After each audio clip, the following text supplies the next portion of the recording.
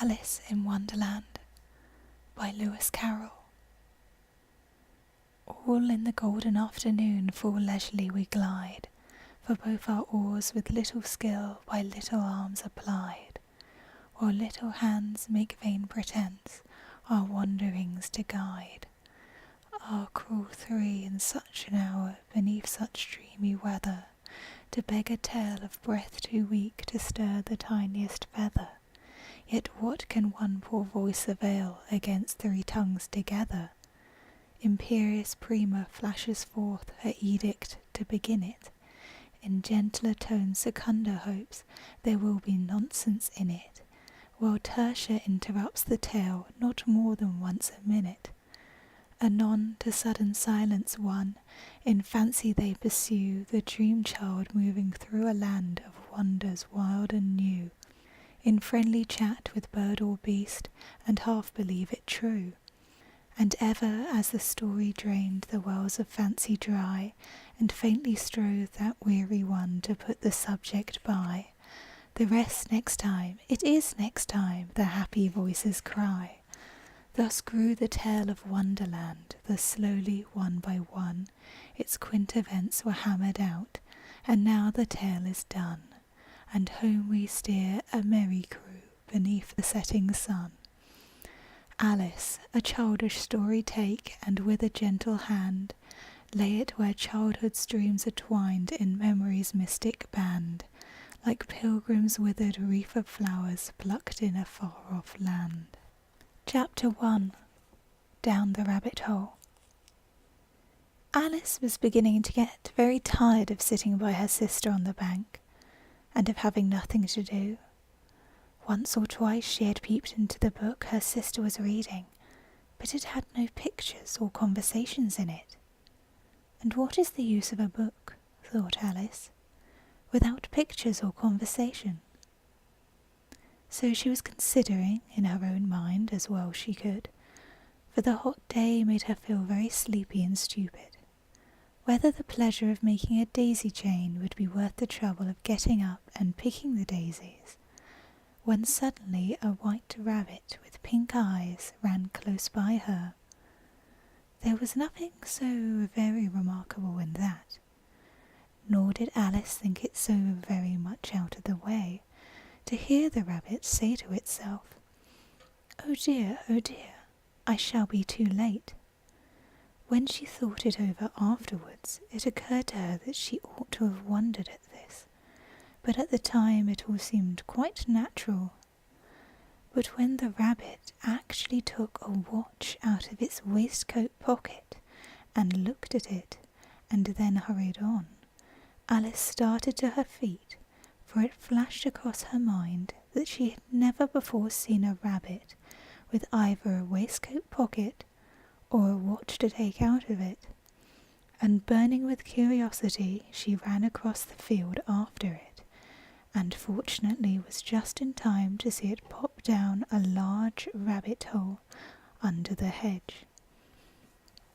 In another moment down went Alice after it, never once considering how in the world she was to get out again. The rabbit hole went straight on like a tunnel for some way, and then dipped suddenly down, so suddenly that Alice had not a moment to think about stopping herself before she found herself falling down a very deep well. Either the well was very deep, or she fell very slowly, for she had plenty of time as she went down to look about her, and to wonder what was going to happen next. First, she tried to look down and make out what she was coming to, but it was too dark to see anything. Then she looked at the sides of the well, and noticed that they were filled with cupboards and bookshelves. Here and there she saw maps and pictures hung up on pegs. She took down a jar from one of the shelves as she passed. It was labelled Orange Marmalade, but to her great disappointment it was empty. She did not like to drop the jar for fear of killing somebody, so managed to put it into one of the cupboards as she fell past it. Well, thought Alice to herself, after such a fall as this, I shall think nothing of tumbling downstairs. How brave they'll all think me at home. Why, I wouldn't say anything about it, even if I fell off the top of the house. Which was very likely true. Down, down, down. Would the fall never come to an end? I wonder how many miles I've fallen by this time, she said aloud. I must be getting somewhere near the centre of the earth. Let me see, that would be 4,000 miles down, I think. For, you see, Alice had learnt several things of this sort in her lessons in the schoolroom, and though this was not a very good opportunity for showing off her knowledge, as there was no one to listen to her, still it was good practice to say it over. Yes, that's about the right distance, but then I wonder what latitude or longitude I've got to. Alice had no idea of what latitude was, or longitude either, but thought they were nice grand words to say. Presently she began again. I wonder if I shall fall right through the earth. How funny it'll seem to come out among the people that walk with their heads downwards. The antipathies, I think. She was rather glad there was no one listening this time, as it didn't sound at all the right word. But I shall have to ask them what the name of the country is, you know. Please, ma'am, is this New Zealand or Australia? And she tried to curtsy as she spoke. Fancy curtsying as you're falling through the air. Do you think you could manage it? And what an ignorant little girl she'll think me. No, it'll never do to ask. Perhaps I shall see it written up somewhere. Down, down, down. There was nothing else to do, so Alice soon began talking again. Dinah will miss me very much tonight, I should think. Dinah was the cat. I hope they'll remember her saucer of milk at tea time. Dinah, my dear, I wish you were down here with me. There are no mice in the air, I'm afraid, but you might catch a bat, and that's very much like a mouse, you know. But do cats eat bats, I wonder? And here Alice began to get rather sleepy, and went on saying to herself, in a dreamy sort of way, do cats eat bats? Do cats eat bats? And sometimes, do bats eat cats? For, you see, as she couldn't answer either question, it didn't much matter which way she put it. She felt that she was dozing off, and had just begun to dream that she was walking hand in hand with Dinah, and saying to her very earnestly, Now, Dinah, tell me the truth. Did you ever eat a bat? When suddenly, thump, thump, down she came upon a heap of dry leaves, and the fall was over. Alice was not a bit hurt, and she jumped up onto her feet in a moment. She looked up, but it was all dark overhead, and before her was another long passage, and the white rabbit was still in sight, hurrying down it. There was not a moment to be lost. Away went Alice like the wind, and was just in time to hear it say, as it turned a corner, Oh, my ears and whiskers, how late it's getting! She was close behind it when she turned the corner, but the rabbit was no longer to be seen. She found herself in a long, low hall, which was lit up by a row of lamps hanging from the roof.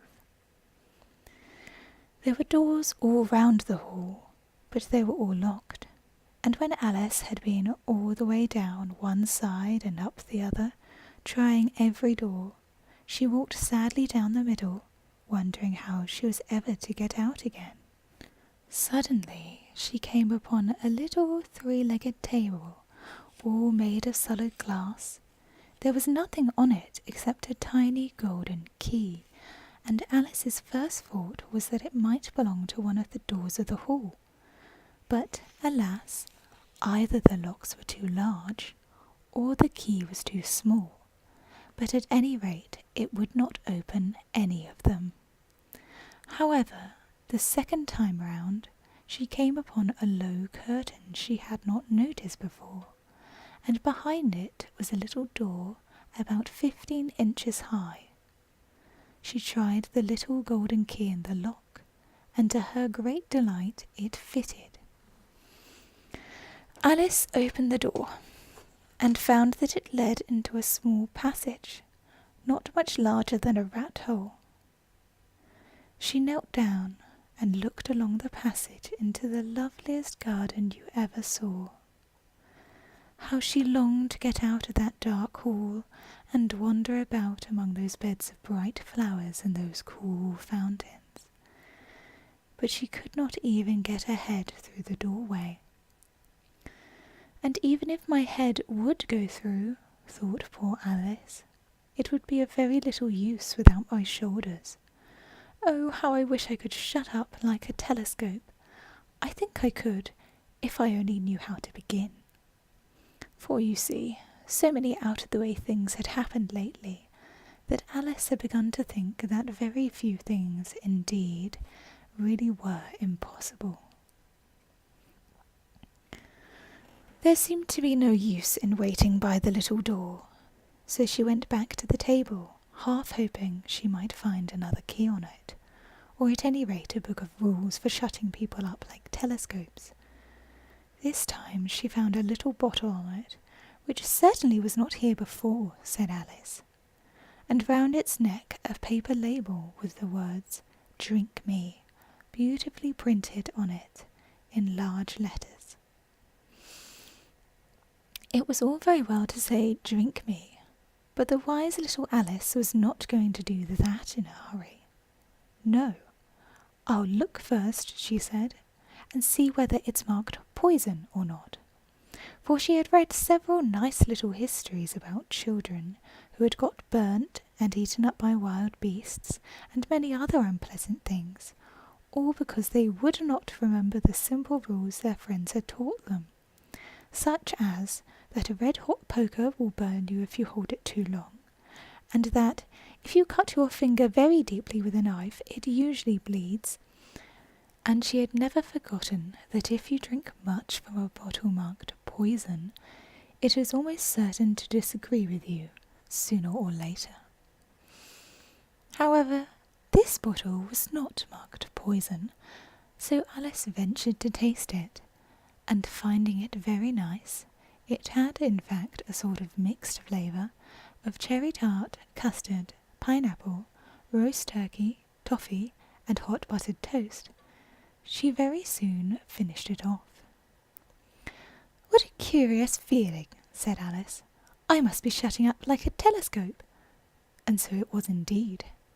She was now only 10 inches high, and her face brightened up at the thought that she was now the right size for going through that little door into that lovely garden. First, however, she waited a few minutes to see if she was going to shrink any further. She felt a little nervous about this, for it might end, you know, said Alice to herself, in my going out altogether like a candle. I wonder what I should be like then. And she tried to fancy what the flame of a candle is like after it is blown out, for she could not remember ever having seen such a thing. After a while, finding that nothing more happened, she decided on going into the garden at once. But alas for poor Alice! When she got to the door, she found she had forgotten the little golden key, and when she went back to the table for it, she found she could not possibly reach it. She could see it quite plainly through the glass, and she tried her best to climb up on one of the table legs, but it was too slippery, and when she had tired herself out with trying, the poor little thing sat down and cried. "Come, there's no use in crying like that," said Alice to herself, rather sharply. "I advise you to leave off this minute." She generally gave herself very good advice, though she very seldom followed it. and sometimes she scolded herself so severely as to bring tears into her eyes, and once she remembered trying to box her own ears for having cheated herself in a game of croquet she was playing against herself, for this curious child was very fond of pretending to be two people. But it's no use now, thought poor Alice, to pretend to be two people. Why, there's hardly enough of me left to make one respectable person. Soon her eye fell on a little glass box that was lying under the table. She opened it, and found in it a very small cake, on which the words "Eat me" were beautifully marked in currants. "Well, I'll eat it," said Alice, "and if it makes me larger, I can reach the key, and if it makes me smaller, I can creep under the door, so either way I'll get into the garden, and I don't care which happens." She ate a little bit, and said anxiously to herself, "Which way? Which way?" holding her hand on the top of her head to feel which way it was growing, and she was quite surprised to find that she remained the same size. To be sure, this generally happens when one eats cake, but Alice had got so much into the way of expecting nothing but out-of-the-way things to happen, that it seemed quite dull and stupid for life to go on in the common way. So she set to work, and very soon finished off the cake.